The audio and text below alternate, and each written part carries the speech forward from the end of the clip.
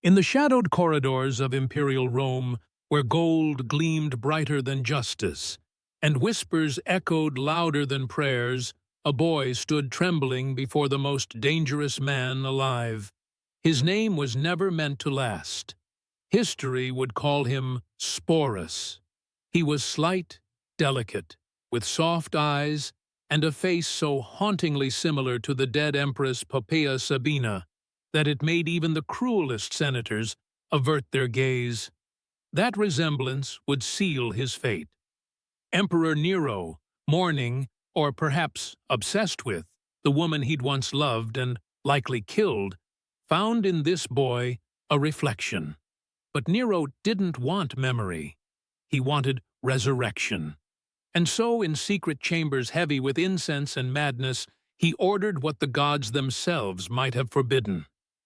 The boy was to be transformed, not with myth or miracle, but with blade and ritual. They held him down on a marble slab, too clean, too cold, while robed men obeyed imperial command. The blade didn't just take flesh. It carved away identity, freedom, childhood. There were no witnesses, only torches, oil smoke, and the boy's muffled scream. When it was over, he was no longer a slave. He was no longer a boy. He was now a bride. The ceremony was no satire. Nero married Sporus with all the pomp of Roman imperial tradition. Dowry, veil, sacred oaths. The empire watched in paralyzed silence as the emperor placed a ring on the trembling finger of the one he now called Poppaea. Senators looked away. Priests muttered their discomfort, but no one spoke, because Nero wasn't just a tyrant. He was the voice of Rome, and Rome, by then, was mad. The palace transformed the boy into a goddess. He was draped in silks, painted with imperial cosmetics, taught how to walk like the empress he replaced. His every movement was rehearsed, every word measured, a living echo of the dead. But behind the veils and jewelry, something began to rot. Not the body, the soul. He was no longer himself. He was no longer anyone. At banquets, Nero paraded him like a trophy. At ceremonies, he stood beside the emperor as wife, as puppet, as ghost. And still, the world clapped. Still, the empire cheered. But in the silence of night, behind the golden doors of the emperor's chamber, no applause echoed, only breathing, and sometimes crying. He was clothed in crimson and crowned with thorns of gold. The more Nero adored him, the less the boy recognized the shape of his own reflection. Mirrors were forbidden in the palace now, unless they were polished just right to reveal not who stood there, but who was meant to. Poppaea, Sporus. The name was whispered only by servants and only in shadows. To Nero, he had no other identity. He was my Empress, my goddess, my Poppaea returned by divine will. And what Nero believed, Rome pretended to believe. Public ceremonies grew stranger. At one, Nero led him through the streets in a gilded chariot, waving to citizens with a manic grin. Sporus sat still beside him, face painted white, lips red, eyes hollow, a marble doll dressed in grief. The people didn't cheer. They watched. Nero's madness fermented like sour wine. At a feast celebrating the rebirth of Poppaea, Sporus was forced to sing. His voice cracked, too high, too soft, the voice of a child, not a woman. Nero clapped. Senators joined in, unsure whether they applauded art or survived a test. Later that night, the emperor called him to his bedchamber. It was there, in the quiet gloom, that Nero would weep, gripping the boy as one grips a memory already fading. He would call him by the name of the dead, beg forgiveness for her death, and then, in the same breath, demand love from the one who replaced her. Sporus stopped resisting. He learned the rhythms of Nero's madness, when to speak, when to bow, when to smile. He became what was expected: a mirror, a shadow, a sacrifice. And then came the wedding reenactment, the most grotesque of all. Nero staged a second marriage, not as emperor, but as high priest. Sporus was veiled again, dressed in blood-colored silk. This time, the vows were whispered in a dead language, and the witnesses were robed in black. A mockery of love, a celebration of control. As the red petals fell from the ceiling, Sporus stood in silence, staring at the statue of Poppaea beside the altar. It was no longer a likeness. It was a rival. He was no longer a person. He was performance.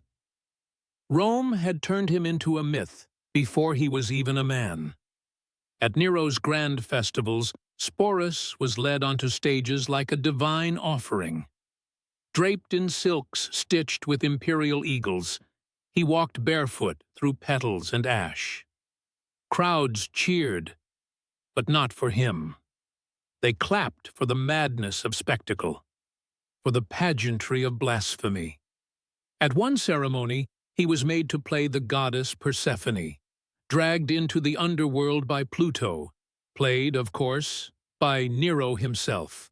The ritual was violent, the symbolism cruel. The audience roared with laughter as Sporus was lifted and spun and dropped onto cold marble, limbs shaking under theatrical torchlight. But the boy did not scream. He'd learned that silence was the final form of survival. Behind curtains, nobles muttered that it had gone too far, that the empire mocked the gods too loudly, too publicly. But they remained silent too, because those who whispered too boldly had already disappeared into Nero's dungeons, or into fountains, their mouths stuffed with figs. Sporus was fed from golden bowls, perfumed by slaves, adorned with sapphire and pearl. But at night, when the corridors emptied and Nero's eyes closed in drunken sleep, he crept to the mirrors that had been hidden behind tapestries. He would look and see nothing, only the mask, the makeup, the woman that never existed, who now wore his skin. His childhood was a myth, his voice no longer his own, and his name had vanished. One day, Nero ordered a new mosaic in the imperial garden. It depicted a radiant Poppaea seated beside him on a throne of roses. But when the artisans unveiled it, everyone froze. It was Sporus's face, younger, softer, but undeniably his. The emperor smiled, pleased with his own madness. Sporus didn't react. What was one more tomb built with his likeness? But Rome was cracking. Fires burned not only in Nero's theater, but in his empire. Revolts stirred, generals plotted, the people starved while Nero sang, and Sporus, the puppet bride, became a symbol not of love, not of rebirth, but of Rome's rot. In whispers, soldiers began calling him the doll of death. When Sporus walked the halls, even the servants began to avoid his gaze, not because they pitied him, but because they feared he was becoming what Nero had always claimed, the ghost of Poppaea, bound in living flesh, cursed to walk the marble halls until the last Roman died. Rome finally turned on its golden monster. The people, once drunk on Nero's theater, sobered in hunger and blood. Generals rebelled, senators sharpened their knives, and in the shadows of collapsing statues, the emperor fled, not as a god, but as a ghost. Sporus watched him go, from a cracked palace balcony, still dressed in faded bridal silk, He stood as the man who had broken him vanished into the dust. No tears, no prayers, just silence. The next time he heard Nero's name, it was through whispers in the street. Dead. Cut his own throat like a coward. The empire is free. But freedom did not knock on Sporus's door. The boy without a name was no longer Empress, no longer consort, no longer anyone's reflection. Yet that didn't mean he was left alone. He became property again. The Praetorian prefect Nymphidius Sabinus took him next, not as a husband, but as a trophy.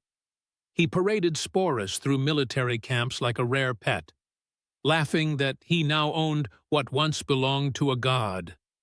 At feasts, Sporus was ordered to sit beside him, silent, smiling, dressed as a widow queen.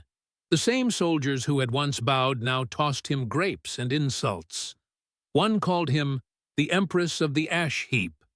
Another said, "He's cursed. He has no soul left. Nero buried it."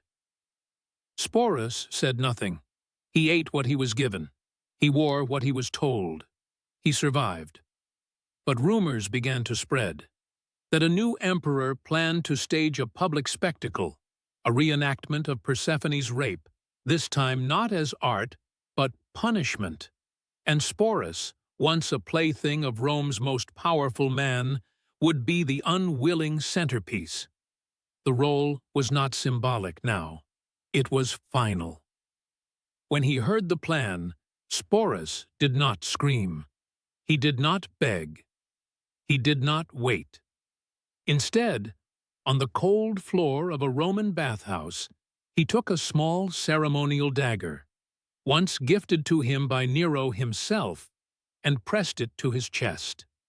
Witnesses say he did not cry, that he died in perfect silence, that he died still wearing the veil. They buried him in silence. No mourning rites, no funeral procession, no name carved into stone, just a body, veiled, pale, broken, laid in an unmarked grave outside the city that had once called him Empress. Rome did not weep. Rome moved on. And yet, the story did not die. In hushed corners of taverns and temples, his name still clung to the air like perfume and smoke. Some claimed he had cursed Nero with his final breath. Others whispered that he was no mere boy, but a spirit of vengeance born in the skin of innocence, sent to expose the filth of emperors. Centuries passed. Historians debated his role. Some wrote him off as a footnote, a curiosity, a perversion of imperial excess. Others mocked him, reduced him to a joke in the margins of Rome's blood-soaked scrolls. But none of them spoke his truth. They called him Sporus. They called him Poppaea. They called him doll, wife, empress, curse. They never called him human. And yet, the ghost of that forgotten boy walked on, not in body, but in the spaces history tried to erase. He was the reflection in the mirror too clean, the silence behind the laughter, the name that made scribes' hands shake before the ink touched parchment. He became something eternal. In the centuries that followed, they found no statue of him, but in certain ruins there were mosaics with eyes too soft to be imperial, lips too gentle to be masculine, robes too heavy with sorrow to be divine. And in some underground shrines, long abandoned, there were altars with veils folded in glass, and a single laurel crown, rusted red. No plaque, no inscription, just presence, just memory. A whisper in the stone. He was loved. He was broken. He was used. He was erased. But he remains.